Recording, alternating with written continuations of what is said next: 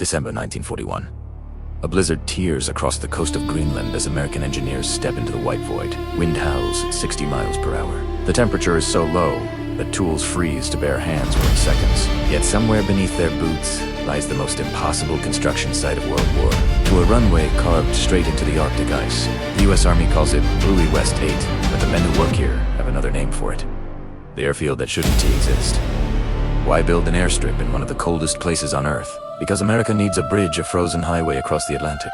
Every bomber and transport headed to Europe must cross thousands of miles of open ocean. One engine failure, one fuel leak, one mistake, and an aircraft will vanish into the sea. So the US creates a plan no one believes will work.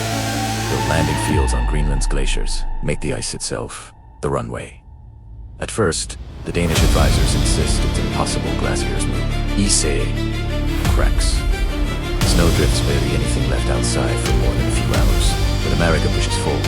A small crew of engineers arrives with only tractors, picks, and a few tons of fuel. The deadline, their task, flatten a mile of ice into a smooth landing strip before winter seals the island shut. The work begins at sunrise, though the sun barely rises. Men drive bulldozers across the glacier, carving paths through drifts taller than trucks.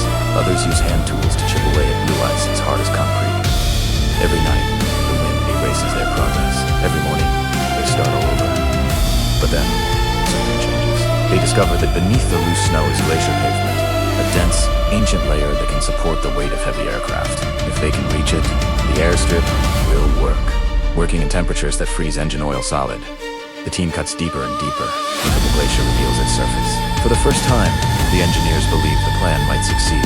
In early 1942, they mark out a 5,000-foot runway with blackened fuel drums hammered into the ice.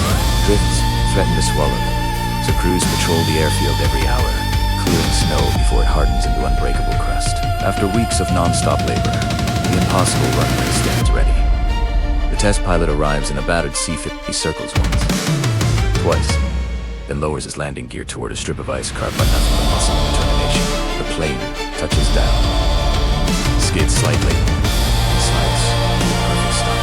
The men on the ground erupt in cheers. Against nature, against weather, against every prediction. The glacier runway works. Within months, Bluey West 8 becomes one of the most important refueling points in the entire world. Hundreds of aircraft pass through on their way to Britain. Bombers, transports, reconnaissance planes, each carrying men and supplies that shape the future battles of Europe. But few ever know the truth. Their journey depended on a handful of engineers who built an airstrip where no airstrip should exist. On ice, in darkness, in a world of endless snow, a quiet miracle carved into the Arctic.